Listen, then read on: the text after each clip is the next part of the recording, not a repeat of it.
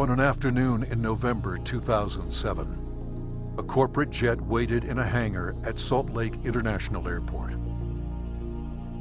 Its 4 passengers, scientists and executives from a global pharmaceutical company, were locked in negotiations with 3 men in a nearby building. They started getting on the phone about noon back east, and they kept doing that, and about 2 o'clock they walked in the room and said, okay, we're convinced you've got something here, and it's significant enough that we will write you a check big enough that you won't want to talk to anybody else. How these men came together and the decision they made that day is the story of ASEA's genesis.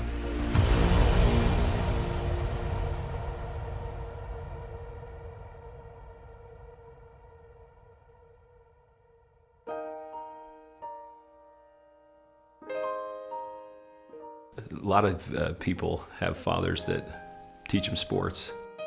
My father happened to be a great strategist, and from a very young age I recall having discussions with him about what he was doing. At the time he was running fairly large companies, and I can remember driving in the car with him and him talking to me about strategy, about what is strategy and how to think differently about a company. Vertus Norton was well qualified to teach his son. At the time, he was sales planning manager of the billion-dollar beverage division of General Foods Corporation in New York, with responsibility for iconic products like Kool-Aid, Country Time, and others. In 1985, he was recruited by Dart and Kraft and eventually became the head of Hobart Corporation US near Cincinnati, Ohio. 5 years later, he rejoined Kraft General Foods in Chicago as vice president of the Channel Group, managing a billion-dollar pilot business unit that led to the eventual integration of General Foods, Oscar Mayer, and Kraft Foods. Based on his track record, Vertus was asked to help re-engineer the company to increase efficiency in relation to an industry-wide initiative called Efficient Consumer Response. In the subsequent 3 years, Kraft's ECR, or efficiency rating, moved from 10th to 1st place. I've known Vertus for over 25 years, and it was apparent to me immediately that here was a very special man. A man that had wonderful ethics, great business strategies, enthusiasm. There was no question that this man was going to be a huge success, and he is a success. Vertus retired from Kraft at age 57 and moved to Park City, Utah. We thought he would take retirement seriously. He did not. Shortly after doing some service for our church, he was asked to run a biotech company. He had a lab in Southern California, 5 PhDs reporting to him, a series of master's or graduate students as well, all doing work for him there. And he ran that for 4 years, and we thought he was done. But Vertus Norton was not done. Through his son Tyler, Vertus was introduced to another biotech company and invited to become a member of their board. I recall coming to the house one afternoon only to find books strewn about his desk, chemistry and biology books, and I said, "Now what in the world are you doing now?" And he proceeded to tell me that he had been invited to sit on the board of this company that had an incredible technology. And I do recall him saying, "But they don't know exactly what they have." And that's an invitation to my dad. He's going to figure it out. He's a puzzler. I was intrigued until they told me it was made from salt water. And I told them, this doesn't sound right, and you're going to have to convince me it's real. They said, well, we can do that. They said, we have a lot of research, and we'll give you some of the best research. You can look at it. And after running a lab and having my association with these people for 4 years, I knew what to look for. And I went through the science, and it was good, defensible science. Then they gave me a list of people to call, and I was calling Harvard, UCLA, University of Washington, University of Indiana, major labs across the United States, and everyone I talked to raved about the product, the way the company was intending for it to be used, and also they raved about the fact that you could drink this product and get a benefit from it. At the time, the product could only be produced in limited quantities through small devices. Highly unstable, it had to be used within minutes of production. But seeing the strength of the product, Virtus agreed to join the board of directors. As soon as I did that, they said, we're going to give you one of these devices to put in your house. We'd like you to become familiar with it. I started drinking the product that was made in this device, and my thinking cleared up. I had more energy. I felt better than I had for years. And now, keep in mind, I was in my 60s at that time. And I thought, holy cow, what is this? So I went to the first board meeting and found out that they were flat out of money. They were $1 million in debt. We said, let's see if we can help them find money. We tried for about 90 days, could not. Eventually, the company folded, and they actually merged it with another company, an energy company. And when that happened, that company started selling off assets. And so we started down the road together, and over the course of a year, we discovered what the product was and why it worked. We developed what's called the mechanism of action. They discovered the product was based on redox biochemistry, a new field of science that emerged near the beginning of the 21st century. Redox signaling is a function central to all forms of life. Redox signaling molecules are created within every cell of the body and are vital to the immune system and to cellular repair and replace mechanisms. As one gets older, the body's ability to make these molecules decreases, a function of aging.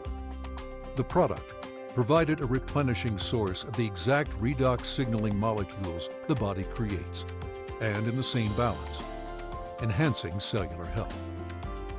Knowing the product shelf life was essential, Virtus challenged a team of researchers, including Dr. Gary Samuelson, to find a way to stabilize the product.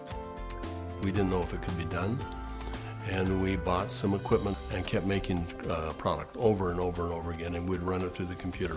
And finally, after months, he finally came in and said, I think I've got the product stabilized.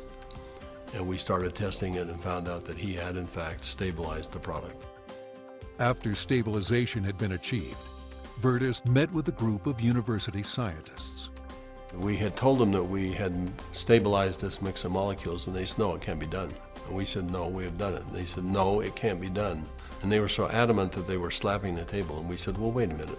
We'll come back tomorrow and show you the product. So we took the product back the next day. Said, this is stabilized redox signaling molecules. Both positive and negative molecules in the same bottle, stabilized. And they said, how in the world did you do this? So one of the big breakthroughs is the fact that we can stabilize molecules that you're not supposed to be able to do that. The molecules in the sea are supposed to be fleeting. They should all return to salt and water in just a matter of minutes, and they don't. Meanwhile, Virtus's son Tyler had arrived at the pinnacle of his career in the financial services business. His father took occasion to explain to him the technology he had acquired. He said to me, this is the product. He reminded me it was made from salt and water, and I was very concerned. At church the following Sunday, I was discussing some of the challenges of some of the members of our congregation, and I had a neighbor friend that we discussed the majority of that meeting, who, despite seeing a number of professionals and trying to solve a challenge that he had a significant issue, they were just not able to really help and find a solution for him. And it was then that this product popped into my mind. I wondered and asked, despite my doubts, could this help? Could this make a difference for him? I called Dad, and he said, of course it will help. Now, I didn't have that conviction at the time. He did, and he was willing to get some of that product. We got that product to my neighbor, and from that point forward, I felt confident that I had done my part. And given that I was still doubtful and even fearful, I kind of washed my hands from it. I think it was 3 months later when I received a phone call from the leader of our church, and he said, are you sitting down? And I said, don't start a call like that. What's wrong? And he said, this is good news. Are you sitting down? He proceeded then to tell me that he had just received some very good news, that my neighbor, whom we had given this product to months earlier, had received word that he was in fact improving and had improved a great deal. Of course, the question going through my mind was, well, did he drink this stuff? And that was what my church leader told me. He says, that's why I'm calling. He drank all of it. and he's confident that it's had a huge effect on his situation. I called my neighbor, and I needed for him to tell me what he had experienced. And he was quiet for a minute, as I recall, and said, "Do you have any idea what I think this has done for me and for my family?" He began to tell me things that I've now heard multiple times over from people across all of North America, and how this product helped him and made a difference for his family. Frankly, this was a problem for me. This became a problem for me. It was my first indication that this could be real, this could be meaningful. And I started to question kind of what I was doing, and feeling a need to get this product out to the world, watching the impact it was having. And I ultimately resigned in May of 2010 from a significant job, the job I'd spent the better part of 17 years getting to. And it was born of this sense and feeling that this product needed to be given to the world. I've known Tyler Norton for now over 20 years. He is a person who demonstrates integrity in all aspects of his business. He is able to motivate people to do things that are even beyond what they think they can do. You know, this came full circle for me about a few months ago. I happened to be out walking, and I looked ahead and saw a family coming towards me on the street. And as they got closer, I realized it was my neighbor that had been benefited by ASEA. And I happened to be on the phone, and so we weren't able to talk. I kind of waved as we acknowledged each other, and he reached in his back pocket and pulled out a sport pouch of ASEA, and then kind of subtly bumped his heart. And we didn't say anything, but I understood completely. It brought home the whole purpose of what we're doing. Now that the product was stabilized, Virtus began studying distribution models, retail, direct sales, internet, and network marketing. So we decided to find 40 people and create kind of a focus group, and we started giving it to them. We did that for about 2 months, and we said, let's go out and find out where we are with these 40 people. So when we went out and contacted them, we found out that the 40 people had turned into 135, and the product had been shipped to 20 different countries without our knowing it. And we said, well, we've got the answer we wanted. People will, I think, buy this product. When they determine that there is a perceived health benefit, they'll buy it. ASEA LLC opened its doors for business in July 2009 with just a handful of independent associates. Today, there are tens of thousands, and their ranks are growing exponentially every month. In 2012, the company announced its entry into Europe, the first of many international steps to come. One of my fondest memories is of a Meet ASEA meeting that we held in Lexington, Kentucky. We had a huge group of people that came, very impressive group, and a lot of people coming up talking about what ASEA had done for them personally.